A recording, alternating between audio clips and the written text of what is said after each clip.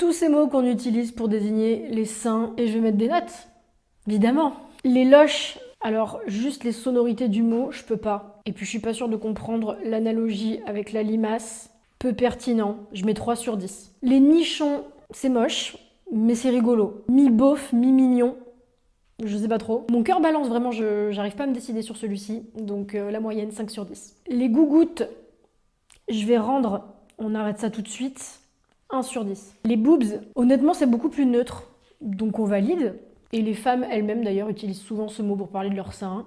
Donc, pas de problème. 9 sur 10. Les Robert, vous l'attendiez si vous avez vu ma story de la dernière fois. Alors les Robert, bon, c'est très drôle, on va pas se mytho. C'est ignoble, mais c'est drôle. Et surtout quand on cherche l'origine de ce mot, ben on apprend que c'est une marque de biberons qui a fait un tabac dans les années 1860.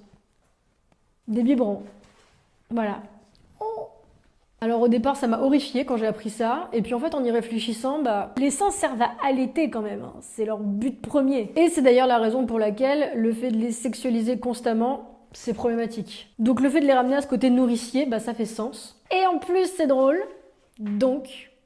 Bah 10 sur 10 pour les Robert. Alors il y en a encore plein, et si les seins ont autant d'appellations, bah c'est parce qu'ils suscitent beaucoup d'intérêt dans l'imaginaire collectif, notamment parce que tous ces noms, qui sont très nombreux, hein, sont une façon de sexualiser les femmes, de façon souvent dégradante, hein, bien sûr, on va quand même pas avoir du respect pour leur anatomie. Les seins qui sont une véritable obsession dans nos représentations de l'érotisme et du désir, alors qu'ils devraient avant tout être une priorité d'un point de vue médical. Et tu me vois venir, en ce moment c'est Octobre Rose, et c'est très chouette de rigoler sur des terminologies, mais c'est encore mieux de le faire et d'en profiter pour rappeler que l'autopalpation, c'est important. Parce qu'on est toutes et tous concernés par le cancer du sein, et parce qu'un cancer détecté tôt se soigne dans la plupart des cas. Donc pitié, palpez vos Robert.